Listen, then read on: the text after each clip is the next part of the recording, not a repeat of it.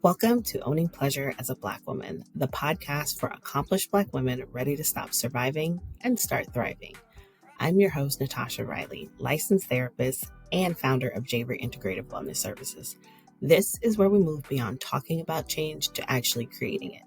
Every episode gives you practical tools to build a daily pleasure practice because you've already proven you can achieve anything.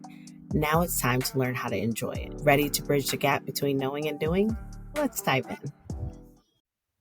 Hello, and welcome to another episode of Owning Pleasure as a Black Woman. I am your host, Natasha, licensed therapist that talks all things pleasure, self-care, and rest for the high-achieving Black woman. If you are new here, thank you so much for being here. I see that this podcast is growing. The downloads are growing. I truly appreciate it. Check out one of the over 100 episodes that we have that could point you in the right direction and get you started on your self-care journey today. And if you are an OG, thank you for coming back. I appreciate you. I love you. Bitch. Now, before we get into today's episode, y'all know I'm going to go ahead and send you to the link in the show notes to sign up for that 7-day self-care reset. It is going to give you the foundational ways to start your self-care journey, whether you need to start, whether you need to restart. It doesn't matter. We're going to reset in 7 days. So that comes with an email every day for 7 days, giving you actionable steps. Doesn't cost you any money. It is free. So make sure you sign up in the show notes. This episode is for the woman who is genuinely tired, exhausted of her own ambition, even though it's the very thing everyone around her celebrates. Now, you've had the thought, maybe more than once, what if I just stopped? What if I let myself be ordinary, regular? What if I didn't have to keep going higher and bigger and wanting more? And then someone who loves you, it could be a parent, a friend, partner, says something like, you weren't made for regular, and you know they're right. And for some reason, that makes that shit worse. The tension that you're feeling, that's exactly what we're going to talk about today. From one ambitious person to a next. Because I'm not going to lie to you. There are some days I tell my director this all the time. I just want to be regular. I don't want to have grand ideas. I don't want to feel the pull to create this thing and see it through. I just want to go to work and go home. And that particular phrase I hear all the time, you weren't meant for that. That's not what you were here for. And there is a specific kind of exhaustion that comes from not failing. It's ambition fatigue. It's this weariness of living on the edge of your own capacity constantly. As fantasy of just being a regular person, wanting a simple life. It's your nervous system is simply asking for some relief from this perpetual becoming, this vision that we constantly have. And for us as Black women, us high achievers, ambition was never just personal. It wasn't personal. It was inherited, it was expected, and it tied to survival for themselves and their families. We understand where this comes from, right? Like being ambitious goes back to, you know, generations, going back to that place where they had to be ambitious to stay alive. The weight of being called to more has carried through generations. We understand where it comes from, but it doesn't mean that it's something that we have to carry. There's nothing wrong with you grieving the simpler life that you never quite will let yourself choose. I grieve all the time with the fact that I have a 9 to 5 that I absolutely love. And when I get off of that 9 to 5, 5 to 9 starts. We're doing that evening work. There are days where I just want to go to work and come home and just enjoy my life. Watch a show, eat dinner, rub my feet together, read a good book. and do it all again the next day. That's not my life. That's not your life. And that's okay. Understand that ambition and exhaustion, they're not opposites. They're roommates. They live right next to each other. Listen, I need to be real with you for a second. You're here listening to this episode. Maybe you're not alone. You feel unseen. And girl, that's beautiful. But if you're like most of my listeners, you're going to finish this episode. You're going to feel all inspired for about 10 minutes and then go right back to your regular life where you're still putting everyone first. I get it. I've been there. But here's what I've learned: the gap between knowing what you need to do and actually doing it is where transformation lives. Now, if you're tired of just consuming content about self care and you're ready to start practicing it, not tomorrow, not next week, but starting today, I created something specifically for you. It's called the 7-Day Self Care Reset, and it's exactly what it sounds like. 7 days of simple, actionable steps that help you move from thinking about prioritizing yourself to actually doing it. No overwhelm, no complicated systems, just practical tools that work with your real life.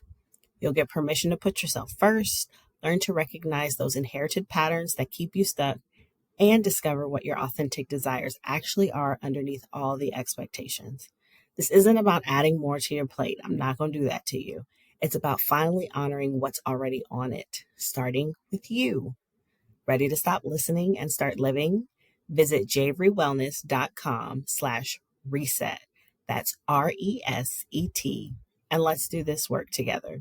Because the woman who just listens and the woman who actually takes action, they live completely different lives. Now, back to the episode. The drive to do more often develops alongside, and sometimes it can be because of the inability to feel safe doing less. And for some high achieving women, regular was never an option. Like it just wasn't on the table. In order to get anything equivalent to normal, you had to go above and beyond. So the longing for it might be less about wanting a smaller life and more about wanting permission to rest inside this really big one that either you've created or you're creating. And this regular life fantasy is protection. I'm just going to call it what it is. It's protection. It's protecting you from the vulnerability of admitting that this calling, this passion, this drive that you have is also heavy. It's protecting you from the grief of recognizing that you can't unknow what you know about yourself. I think that is the most frustrating thing for me, which seems counterintuitive, to have all of these people in my life that pour into me. And when I share this big, scary vision of something that just seems like it is not attainable, there are multiple people in my life that say, "Oh, you absolutely do that. How do you want me to help you? How can I support you?" And you're like, what? This is supposed to be like something where somebody at some point is going to say, uh, "Don't you think you're dreaming too big?" But when you surround yourself around people that believe in you, that believe in the vision and want to see you win, their time's not coming. And so when you know the things that you know about yourself, you can't unknow it and you to move forward. And this regular life fantasy is also protecting you from the fear that if you slow down, you'll have to feel everything you've been outrunning. And I hope that you are doing the work so that you're not running from anything. I'll give you a shameless plug for that later. But that could be a way that you're protecting yourself. And what it costs when ambition and self-care battle each other is you end up resenting the very gifts that make you amazing, that make your life amazing. Self-care then becomes an item on your to-do list. It's performative, not something that is felt, not something that is genuine and intentional.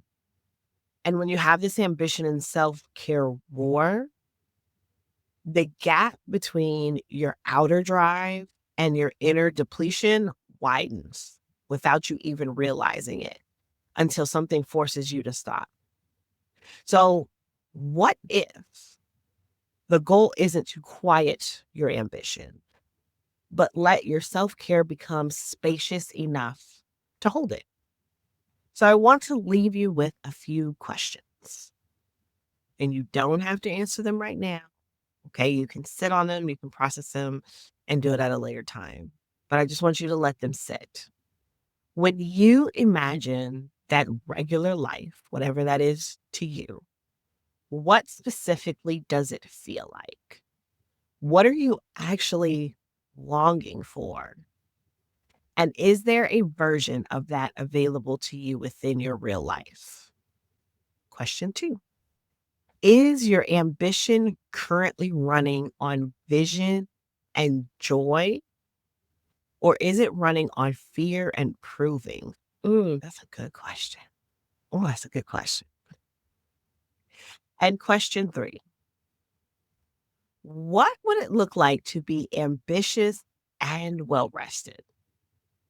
Not one or the other, both at the same time. Now, understand there may be some judgment that comes up. There may be some questions and some right and wrongs, good or bads that come up when you ask these questions. Let that land and go. Don't follow the rabbit hole of judging the things that you want, judging your answers. Let it be what it is. You don't have to do anything with that information right now, but just get to a place where we can be honest with ourselves. That's what I want for you. Now, this podcast can help you name your tension.